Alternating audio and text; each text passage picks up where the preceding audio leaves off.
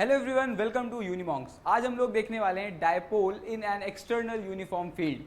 Dipole कैसे behave करता है अगर हम उसे एक्सटर्नल यूनिफॉर्म फील्ड में रख देते हैं, यूनिफॉर्म एक्सटर्नल फील्ड में रख देते हैं तो कैसे बिहेव करेगा डायपोल। आज हम लोग ये देखने वाले हैं। जैसे कि प्रीवियस वीडियोज़ में हमने देखा है, क्या देखा है, electric field due to shell, electric field due to infinite conducting wire, electric field due to infinite conducting sheet. ठीक है, चार्ज शीट के बारे में भी देखा था हम लोगों ने, वायर के बारे में देख लिया, शेल के बारे में देख लिया, इलेक्ट्रिक फील्ड कैसे होती है। अब हम ये देखने वाले हैं कि अगर हम डायपोल को किसी इलेक्ट्रिक फील्ड में रखते हैं जो इलेक्ट्रिक फील्ड यूनिफॉर्म है तो कैसे बिहेव करेगा, उसके ऊपर क्या फोर्सेस लगते हैं, टॉर्क आता है कि नहीं आता है, क्या मोमेंट आएगा। ठीक है, तो आज हम लोग वही पढ़ने जा रहे हैं। इस लेक्चर को स्टार्ट करते हैं। Dipole in an external uniform field या फिर यूनिफॉर्म एक्सटर्नल फील्ड, कुछ भी कह सकते हैं। तो यहाँ पे इलेक्ट्रिक फील्ड है हमारे पास एंड उसका डायरेक्शन है टुवर्ड्स राइट। ये डायपोल है plus Q and minus Q and इनके बीच का जो डिस्टेंस है 2a, जैसा कि हम हमेशा लेते हैं। And this is the mid point, यहाँ से a डिस्टेंस है एंड यहाँ से भी a डिस्टेंस है। अब ये हॉरिजॉन्टल से एट एन एंगल थीटा पे है हमारा डायपोल। ठीक है, यहाँ पे अरेंज्ड है। अब क्या होता है, कोई भी जो चार्ज होता है, लेट्स से एक चार्ज है प्लस क्यू, ये चार्ज है एंड इलेक्ट्रिक फील्ड अगर इस डायरेक्शन में है तो इस पर एक फोर्स लगेगा। वो फोर्स कितना होता है, F is equals to Q E. Q और ई जो भी इसका मैग्नीट्यूड है उसके प्रोडक्ट के बराबर होता है ये फोर्स। अब अगर इलेक्ट्रिक फील्ड इस डायरेक्शन में है तो इस प्लस चार्ज पे फोर्स किस डायरेक्शन में लगेगा, सोचने वाली बात है। तो सेम डायरेक्शन में फोर्स भी लगता है, ये डायरेक्शन होगी फोर्स की। बट अगर यही सेम चार्ज नेगेटिव हो जाता है तो फोर्स का डायरेक्शन ऑपोजिट हो जाएगा, इस पर फोर्स लगेगी इस डायरेक्शन में, बट मैग्नीट्यूड हमेशा सेम होगा, क्यू ई के बराबर ही होगा। ठीक है, क्यू क्या है, इसके चार्ज का मैग्नीट्यूड, ई क्या है, इलेक्ट्रिक फील्ड की इंटेंसिटी। ठीक है, बात समझ में आ गई होगी इतनी। अब यहाँ पे हम लोग इसी तरह स्टार्ट करेंगे। ओके, अब यहाँ पे हमें एक और चीज़ देखनी है। जो डायपोल है हमारे पास, यहाँ पे क्यू ई इस डायरेक्शन में लग रहा है और क्यू ई राइट में भी लग रहा है। तो क्या मतलब है, एक्सटर्नल फोर्स यहाँ पे बैलेंस्ड है, बैलेंस्ड है, अनबैलेंस्ड है, क्लियरली दिख रहा है बैलेंस्ड है फोर्स। यहाँ पे क्यू ई लग रहा है एंड इधर भी क्यू ई लग रहा है। इसका क्या मतलब है, ट्रांसलेशनल मोशन तो नहीं हो रहा है। ट्रांसलेशनल मोशन का मतलब ये पूरा डायपोल आगे पीछे तो मूव नहीं करेगा। रोटेशनल मोशन होगा कि नहीं, ये कैसे पता करेंगे, ये कैसे पता करेंगे, ये हम ऐसे पता करते हैं। ये फोर्स का लाइन ऑफ एक्शन है, इसे अगर हम एक्सटेंड कर दें एंड इस फोर्स का लाइन ऑफ एक्शन ये रहा, ये दोनों सेपरेटेड हैं एक परपेंडिकुलर डिस्टेंस से,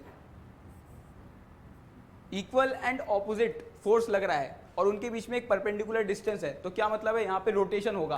ठीक है, रोटेशन होगा, टॉर्क बनेगा। तो वही टॉर्क हम लोग यहाँ पे निकालने जा रहे हैं। बहुत सिंपल सा डेरिवेशन है, tau is equal to tau one plus tau two. अब यहाँ पे टाउ वन और टाउ टू क्या है, मैं यहाँ पे डिफाइन कर देता हूँ। हम यहाँ पे क्या देख रहे हैं, फोर्स इस डायरेक्शन में एंड ये परपेंडिकुलर डायरेक्शन, ये परपेंडिकुलर डिस्टेंस मिड पॉइंट से कितना है, a sin थीटा। अगर ये पूरा ये डायरेक्शन, ये डिस्टेंस a है तो परपेंडिकुलर डिस्टेंस कितनी हो जाएगी, a sin थीटा हो जाएगी। तो इसे बोल देते हैं टाउ वन, जो कि किसके इक्वल होगा, force into displacement, perpendicular distance जो होता है। तो it will be equal to a sin theta. बात समझ में आ रही है। और किस डायरेक्शन में होगा, इस डायरेक्शन में होगा। ओके, अंदर की तरफ जा रहा है, इस डायरेक्शन में होगा। सो लेट्स से ये डायरेक्शन है हमारी, क्लॉकवाइज डायरेक्शन पॉजिटिव है, तो plus F into A sine theta ले लिया। टाउ टू निकालते हैं, मिड पॉइंट से यहाँ पे फोर्स लग रहा है, परपेंडिकुलर डिस्टेंस हुई ए sine theta, so F into A sine theta. ये किस डायरेक्शन में आएगा, ये भी ऐसे ही आ रहा है क्लॉकवाइज, तो it will be equal two plus F into A sine theta. ठीक है, अब टाउ वन और टाउ टू के जो भी साइंस हैं इक्वल है, सेम डायरेक्शन में आ रहे थे, तो इन्हें बस ऐड कर देंगे, पुट करते हैं values. So F is equals to Q E into A sine theta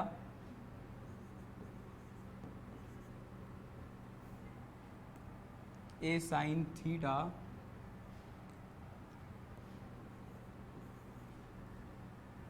and ये 2 टाइम्स हो जाएगा क्योंकि tau one is equals to tau two है, यहाँ पे हमें दिख रहा होगा ये दोनों इक्वल है। तो 2 times Q into E A sine theta.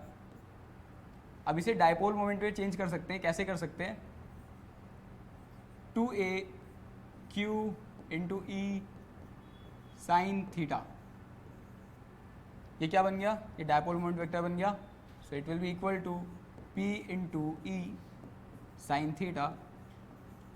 So torque vector is equals to dipole moment vector cross E vector. ये बात क्लियर हुई इतनी सी. ये P क्रॉस ई कैसे आया, P into E into sine theta. तो क्रॉस प्रोडक्ट में साइन थीटा होता है. सो अगर हम इसका मैग्नीट्यूड ले लें, टॉर्क का मैग्नीट्यूड लेंगे तो क्या आएगा, सेम ऊपर वाली चीज़ आनी चाहिए जहाँ से अभी हमने डेरिवेशन किया है. अगर हम इसको ओपन करेंगे तो P का मैग्नीट्यूड, ठीक है, इंटू ई का मैग्नीट्यूड इंटू साइन थीटा, जो कि हमने यहाँ पे लिख रखा है ऐसे. ठीक है, इसलिए मैंने क्या लिखा है, tau is equals to P cross E. बहुत सिंपल है, क्रॉस प्रोडक्ट ले लिया. अब इसी डेरिवेशन को हम लोग एक और तरीके से कर सकते हैं. कैसे कर सकते हैं, बहुत सिंपल सी थ्योरी है. इस मोमेंट को हम लोग कपल भी कहते हैं. कब कहते हैं, जब लाइन ऑफ फोर्सेस सेम नहीं होते हैं, अलग अलग होते हैं और उनके बीच में एक परपेंडिकुलर डिस्टेंस होती है. ठीक है, इक्वल एंड ऑपोजिट फोर्सेज हैं, ये किधर जा रहा है, ये किधर जा रहा है, तो इक्वल एंड ऑपोजिट हो गए और उनके बीच में एक परपेंडिकुलर डिस्टेंस. तो टोटल परपेंडिकुलर डिस्टेंस कितना हो गया यहाँ पे, 2a साइन थीटा हो गया. ये जो डिस्टेंस जो मैंने पहले मार्क की थी, this is equal to 2a sine theta. बात समझ में आ रही है. तो हम कैसे निकालते हैं, जो भी मैं कपल बोल रहा हूँ, ठीक है, एक टाइप ऑफ टॉर्क होती है जिससे हम लोग कपल डिफाइन करते हैं. कपल कैसे होता है, two equal and opposite forces जिनका लाइन ऑफ एक्शन डिफरेंट हो एंड उनके बीच में एक परपेंडिकुलर डिस्टेंस हो, उसे हम लोग बोलते हैं कपल. तो उसका हम लोग मैग्नीट्यूड कैसे निकालते हैं, लेट्स से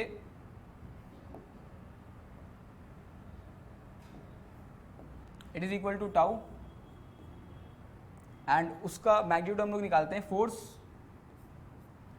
एक फोर्स लेते हैं, दोनों साइड फोर्स लग रही है ऑपोजिट, तो फोर्स का मैग्नीट्यूड लेते हैं हम लोग multiplied by the perpendicular distance, जो कि यहाँ पे 2a साइन थीटा है.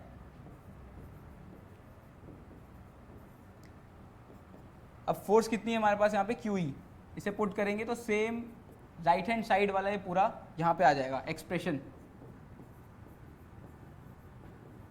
बात समझ में आ रही है.